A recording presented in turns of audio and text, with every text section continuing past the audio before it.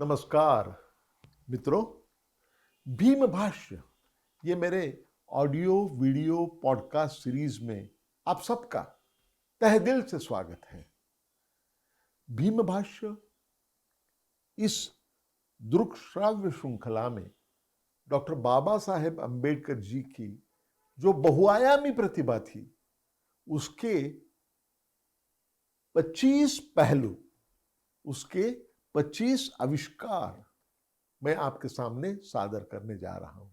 इस दृक्श्राव्य श्रृंखला में 15 से 20 मिनट तक का एक ऐसे कुल मिला के 54 एपिसोड्स, 54 चरण इसमें शामिल है। इस महाश्रृंखला के माध्यम से डॉक्टर बाबा साहेब अंबेडकर जी की विचार, उनका कार्य, उनकी फलसफी और सबसे महत्वपूर्ण बात यह है कि उन्होंने अपने भारत देश के लिए जो सपना दिखाया था वो मैं आपके सामने पेश करने जा रहा हूं। तो चलिए आगे बढ़ते हैं। भीम भाष्य इस महाश्रृंखला के 12वें चरण में हम बात करने जा रहे हैं डॉक्टर अंबेडकर जी का एक बहुत ही निराला जो पहलू था, और वो पहलू था अभ्यासपूर्ण ज्ञापन प्रस्तुत करता। समय समय पर ब्रिटिश सरकार को डॉक्टर बाबा साहेब अंबेडकर जी ने अलग अलग विषयों पर अपनी तरफ से ज्ञापन समर्पित किए थे, सादर किए थे। तो निवेदनकार, प्रस्तुतकार, ये उनका एक पहलू है जिसकी तरफ हम जा रहे हैं। लेकिन उसके पहले इसकी जो राजनीतिक पृष्ठभूमि है उसे समझना होगा। जैसे कि आप जानते हैं, पहले चरण में आपने देखा है, पहले 2 चरण में, कि डॉक्टर बाबा साहेब अंबेडकर जी को जब वो लंदन में डॉक्टर ऑफ साइंस की पढ़ाई कर रहे थे, साथ ही साथ जब बैरिस्ट्री का पढ़ाई करते थे, उस वक्त उन्हें कुछ प्रशासकीय कारणों की वजह से उन्हें लंदन से भारत में लौटना पड़ा। वो भी बहुत मायूस होकर वो भारत में लौट आए। जिस दिन डॉक्टर अंबेडकर भारत में पहुंचे वो दिन था अगस्त 21, 1917। नियति का एक बड़ा अजीब सा इत्तेफाक है कि उसके केवल एक दिन पहले ब्रिटिश सरकार ने एक ऐतिहासिक निर्णय की घोषणा की थी। क्या था वो निर्णय? वो निर्णय ये था कि ब्रिटिश सरकार भारत में मर्यादित स्वयं शासन लागू कर सकती है। ये एक नई शुरुआत थी। ब्रिटिश साम्राज्य के अविभाज्य घटक के रूप में भारत में मर्यादित उत्तरदायी प्रशासन, रिस्पॉन्सिबल गवर्नमेंट बनाने की एक नई शुरुआत थी। इस नीति के अनुसार प्रशासन की हर शाखा में भारतीयों का सहभाग बढ़ाया जाने वाला था तथा आहिस्ता आहिस्ता स्वयं शासित संस्थाओं का निर्माण भी किए जाने वाला था। इसका मतलब है कि ब्रिटिश सरकार का जो भारतीय शासन था उसमें बहुत दूरगामी बदलाव आने जा रहे थे, और ये बदलाव सारे क्षेत्रों में थे। प्रशासकीय, विधायी और वित्तीय ढांचा पूरी तरह से बदलने वाला था, और इस नीति को ठोस आकार दिया वो मॉन्टेग्यू चेम्सफोर्ड रिपोर्ट ने। इसका शीर्षक था भारत में संवैधानिक सुधार, और इसको प्रकाशित किया गया 8 जुलाई 1918 के दिन। इस रिपोर्ट के सिफारिशों के अनुसार गवर्नमेंट ऑफ इंडिया एक्ट 1919 ये एक्ट पारित हो गया और इस एक्ट के मुताबिक एक मताधिकार की समिति बनाई गई। वो समिति का उद्देश्य था किसको मताधिकार देना चाहिए और किसे नहीं देना चाहिए, इसके बारे में सिफारिश करने के लिए, इसके बारे में रिकमेंडेशन करने के लिए ये फ्रेंचाइज कमेटी यानी कि मताधिकार कमेटी का निर्माण किया गया है। और तब ये जो कमेटी बनाई जा रही थी उसकी अध्यक्षता दी गई वो लॉर्ड साउथबरो इनको, वो मेंबर ऑफ पार्लियामेंट थे ब्रिटिश पार्लियामेंट में, उन्हें ये जिम्मेदारी सौंपी गई। इसलिए ये जो कमेटी है, ये जो कमेटी थी उसको साउथ बोरोस कमेटी भी कहा जाता है। South borrows committee on franchise यानी कि मताधिकार के विषय में साउथ बोरो की अध्यक्षता में कमेटी। डॉक्टर बाबा साहेब अंबेडकर जी के लिए, जो बड़े मायूस होकर भारत में लौटे थे शिक्षा अधूरी छोड़ के, उनके लिए सार्वजनिक जीवन में पहला कदम उठाने का ये बहुत ही अच्छा अवसर रहा। यहां से उनके सार्वजनिक की शुरुआत जो हो गई, फिर उसके बाद में कई दशकों तक वो लगातार चलती रही। डॉक्टर अंबेडकर जी ने साउथ बोरो कमेटी के सामने अपना बयान दिया। वो दिन था जनवरी 27, 1919 और बाद में उन्होंने लिखित रूप में भी अपना बयान पेश किया। उस समय कोई ये कल्पना भी नहीं कर सकता था कि इसी मताधिकार के विषय को लेके आगे चलकर 13 वर्षों के बाद प्रत्यक्ष संघर्ष होगा। इसमें डॉक्टर बाबा साहेब अम्बेडकर जी में और साक्षात महात्मा गांधी, और उसके बाद ये भी ऐतिहासिक घटना होने वाली थी कि महात्मा गांधी जी के आयु में सिर्फ एक बार उन्होंने किसी व्यक्ति के खिलाफ आमरण उपोषण किया और वो व्यक्ति थे डॉक्टर बाबा साहेब अम्बेडकर। लेकिन ये हुई 13 वर्षों बाद में हुई बात, उसके बारे में हम चर्चा बाद में करेंगे। लेकिन ये जो गवाही, ये जो बयान डॉक्टर बाबा साहेब अम्बेडकर जी ने साउथ बोरोस कमेटी के पास दिया था, सामने दिया था, उसके बारे में चर्चा करेंगे। अपने बयान में डॉक्टर बाबा साहेब अम्बेडकर जी ने 2 विषयों पर गौर किया था। एक तो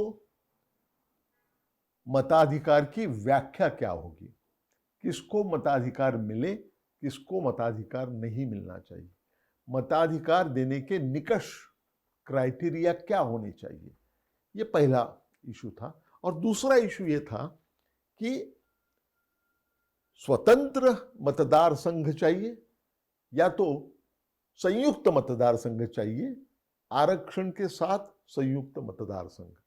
सो 2 पर्याय सामने थे, एक तो स्वतंत्र मतदार संघ वाला पर्याय और दूसरा था आरक्षण के साथ संयुक्त मतदार संघ। ये दोनों में कैसे चुना जा सकता है, ये दूसरा विषय। इन 2 विषयों पर डॉक्टर बाबा साहेब अम्बेडकर जी ने गौर किया। पहले विषय के बारे में पहले,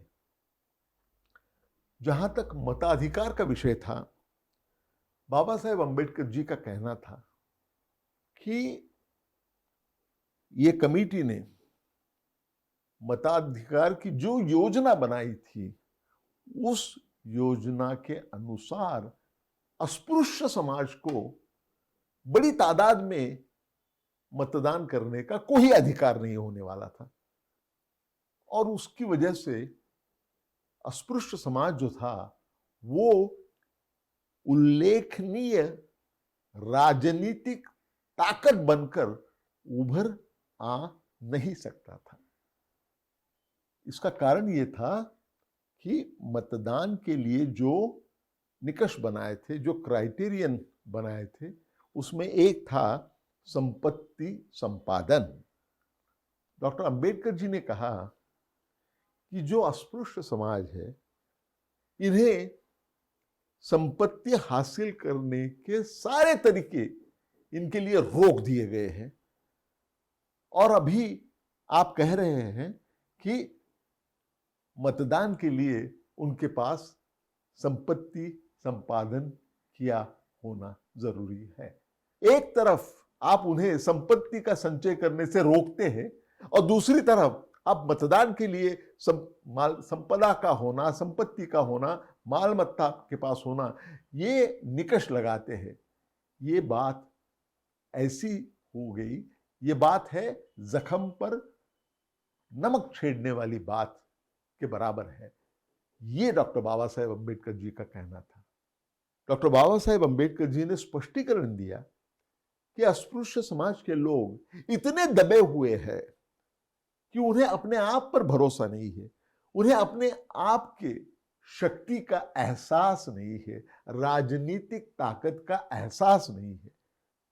उन्होंने कहा कि मताधिकार की जो धारणा है, जो योग्यता है, वो इतनी कम रखनी चाहिए कि ज्यादा से ज्यादा अस्पृश्य समाज मतदान के प्रक्रिया में शामिल हो सके। अब देखिए, तब तक अमेरिका जैसे प्रगत देश में भी महिलाओं को मतदान का अधिकार नहीं था। अमेरिका में महिलाओं को मतदान का अधिकार मिला वो अगस्त 1920 में, और हमारे देश में उसके पहले ही हमारे देश में 26 वर्ष का नौजवान, और वो भी जब हमारा देश परतंत्र में था, तब जाकर यूनिवर्सल एडल्ट फ्रेंचाइज यानी कि सार्वभौमिक वयस्क मताधिकार का पुरस्कार कर रहा था। तो ये थी डॉक्टर बाबा साहेब अम्बेडकर जी की अनोखी असामान्य प्रतिभा।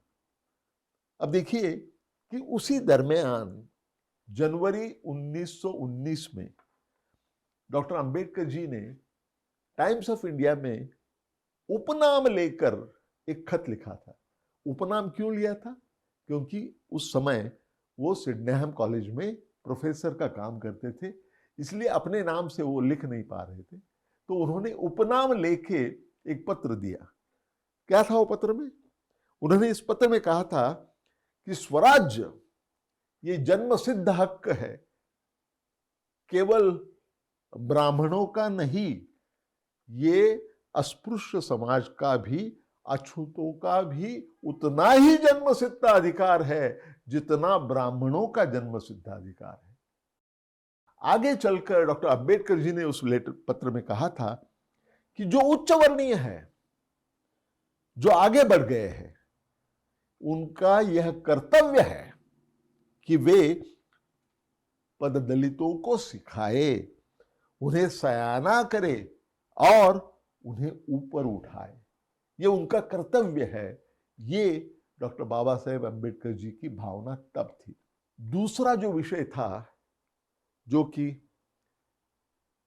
इलेक्टोरेट का विषय, मतदार संघ का विषय, एक तरफ था स्वतंत्र मतदार संघ और दूसरी तरफ था आरक्षण के साथ संयुक्त मतदार संघ। डॉक्टर बाबा साहेब अम्बेडकर, इन्होंने ये भावना स्पष्ट रूप से प्रकट की कि वो स्वतंत्र मतदार संघ की तरफ में है। ये उन्होंने बहुत बल देकर प्रतिपादन किया कि वो चाहते हैं कि देश में स्वतंत्र मतदार संघ हो। संयुक्त मतदार संघ आरक्षण के साथ इसका उन्होंने विरोध किया और स्वतंत्र मतदार संघ का पुरस्कार किया। डॉक्टर अंबेडकर जी का यह कहना था कि जो अस्पृश्य समाज है उसे सामाजिक अभिसरण से दूर रखा गया है, उनके साथ अमानवीय बर्ताव किया गया है, और सामाजिक धार्मिक दृष्टि से देखा जाए तो उन्हें विकलांग बनाया गया है, जैसे कि वो गुलाम हो। दुनिया भर के लोगों ने जो नागरिकता के प्राथमिक अधिकार हासिल किए हैं, उनसे भी अस्पृश्य समाज वंचित रहा है। उनका जो हित है वो उनका अपना हित है, और सच्चे दिल से कोई और उनके हित के लिए आवाज नहीं उठा सकता है। उसके लिए आवाज वो स्वयं ही उठा सकते हैं। इसीलिए उन्होंने पक्ष जो लिया वो स्वतंत्र मतदार संघ का पक्ष लिया। डॉक्टर बाबा साहेब अम्बेडकर जी ने कांग्रेस का जो प्रस्ताव था उसकी कड़ी आलोचना की। कांग्रेस ने सांप्रदायिक प्रतिनिधित्व मंजूर किया था, लेकिन वो सिर्फ मुस्लिमों के लिए, अस्पृश्य समाज के लिए नहीं। डॉक्टर अंबेडकर जी ने कहा कि हमें इस बात को कभी भी भूलना नहीं चाहिए कि कांग्रेस पक्ष जो है, कांग्रेस पार्टी जो है, इस पार्टी में राजनीतिक कट्टरपंथी भी है और साथ ही साथ दूसरी तरफ सामाजिक रूढ़िवादी भी है। सो एक ही साथ वहां राजनीतिक कट्टरपंथी और सामाजिक रूढ़िवादी ये लोगों की पार्टी है, तब की कांग्रेस पार्टी है, ये उन्होंने बयान दिया। उन्होंने इसको बल देकर कहा कि अस्पृश्य समाज को आप सांप्रदायिक प्रतिनिधित्व से दूर नहीं रख सकते हैं, और इससे उनको स्वतंत्र मतदार संघ देने से सामाजिक विभाजन जो है, जात पात में बटा हुआ जो समाज है, उसका स्थायीकरण नहीं होगा। अंतिमतः अपने बयान में डॉक्टर बाबा साहेब अम्बेडकर जी ने कहा कि अगर तथाकथित उच्च जाति के हिंदू अगर वो पूरे देश में स्वयं शासन का तत्व, स्वयं शासन की संकल्पना जारी करना चाहते हैं, तो वही स्वयं शासन की कल्पना अस्पृश्य समाज को पर जारी क्यों नहीं कर सकते। यह सवाल उन्होंने पैदा किया कि ये जो तथाकथित उच्च जाति के हिंदू है, वो अगर स्वयं शासन का निर्णय, स्वयं शासन का तत्व, स्वयं शासन की संकल्पना अगर वो पूरे देश में जारी करना चाहते हैं, तो फिर वही कल्पना वो अस्पृश्य समाज पर क्यों नहीं लागू कर सकते, वहां पर वो क्यों नहीं जारी कर सकते हैं। वैसे जारी नहीं करना यह बहुत बड़ा अन्याय है। यह प्रतिपादन डॉक्टर बाबा साहेब अम्बेडकर जी ने किया। डॉक्टर अंबेडकर जी का यह मानना था कि अस्पृश्य समाज को आप सांप्रदायिक प्रतिनिधित्व से दूर नहीं रख सकते। क्यों नहीं दूर रख सकते? क्योंकि सांप्रदायिक प्रतिनिधित्व और स्वयं शासन, ये दोनों बातें एक ही सिक्के के दो अलग अलग पहलू हैं। उसे, इन दोनों पहलुओं को आप अलग नहीं कर सकते, ये कहना था डॉक्टर बाबा साहेब अम्बेडकर जी। ये डॉक्टर बाबा साहेब अम्बेडकर जी का सार्वजनिक जीवन में पहला कदम था, पहला पदार्पण था, और तब उनकी उम्र थी केवल 26 बरस की।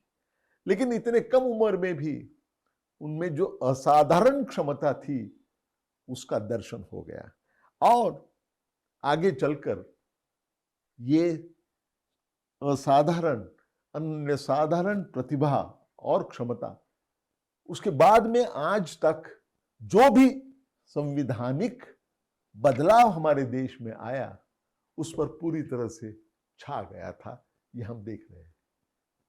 दोस्तों, इस सत्र को हम यहीं पर विराम देते हैं। अगले सत्र में, एपिसोड 13 में, हम लोग बात करने जा रहे हैं, चर्चा करने जा रहे हैं और एक स्टेटमेंट की, और एक बयान की जो बाबा साहेब अम्बेडकर जी ने दिया था। वो था साइमन कमीशन के सामने दिया हुआ बयान 11 बरस बाद में 1928 साल में डॉक्टर बाबा साहेब अम्बेडकर जी ने साइमन कमीशन के सामने जो बयान दिया था, जो टेस्टिमोनी दी थी, उसके बारे में चर्चा हम अपने अगले सत्र में करेंगे। तो मित्रों, तब तक के लिए आज्ञा दीजिए, फिर मिलेंगे और जल्द ही। लेकिन जाने से पहले मैं आपको बताना चाहता हूं कि अगर ये ऑडियो वीडियो पॉडकास्ट सीरीज आपको पसंद आती है तो आप इसे अवश्य लाइक करें, शेयर करें और सब्सक्राइब करें। धन्यवाद। Thank you. नमस्कार।